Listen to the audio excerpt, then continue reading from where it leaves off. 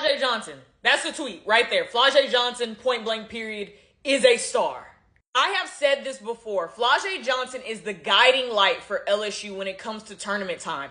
Ever since March, Flau'Jae has upped her points per game to about 19 points per game. In this, against UCLA, she dropped 24 points on 7 of 11 for shooting. That's a very efficient stat line. That means that she wasn't out there just taking reckless shots. Everything is calculated. 12 rebounds, 2 blocks, 1 steal, 1 assist.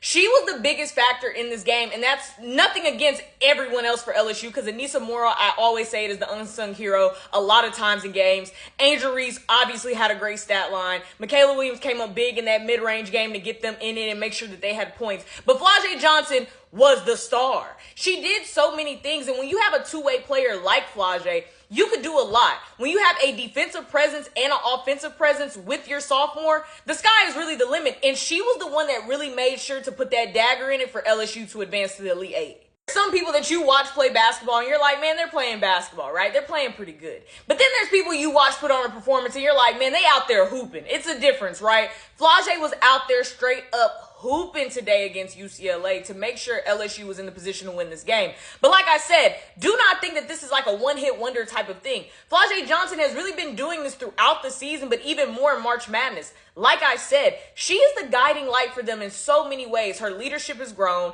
Her shot selection is better. She knows how to get to the rim and finish. Her defense is one of the biggest compliments to her game. It's a lot of things that Flau'Jae did in this game, and I'm sure everybody was looking at their TV and saying, like, wait a minute, did she really just do that? If you don't believe me that she had plays during this game that made you stand up and start screaming at your TV, now I gotta show you one. Getting mad.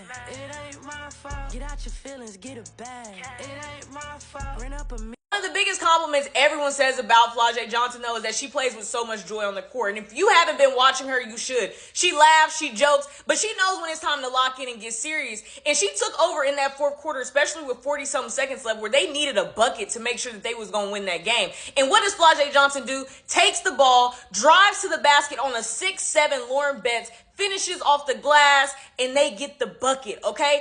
That's the duality of Flau'Jae Johnson. She's a rapper, she's a hooper, entrepreneur, student, all these things. But those are the moments of the game that makes you love players like that, where they just have this joy. There's one point in the game where she laughs at herself because she ended up getting a block on Lauren Betts. Like I said, 6'7". Block on a 6'7" player, and then pushing. The fact that after she gets the block, she gets the ball, and she's running down the court smiling, talking about, I did it, I did it. You gotta love that joy that Flau'Jae Johnson puts into the game. This is a high-pressure stakes game. She goes up in there and goes up against 6'7" Lauren Betts, gets the block, and she's like, I did it, I did it. Like, this is a big moment. You gotta love that. That's what makes you love hoops and watching games like this. Look, you don't have to like LSU. You don't have to respect any of their players. You don't have to feel any type of way positively about them. But they are winning and they are advancing, and that's the name of the game. One thing you can't deny, though, is that Flau'Jae Johnson is a star, and that LSU team keeps finding ways to overcome adversity, and you gotta respect that.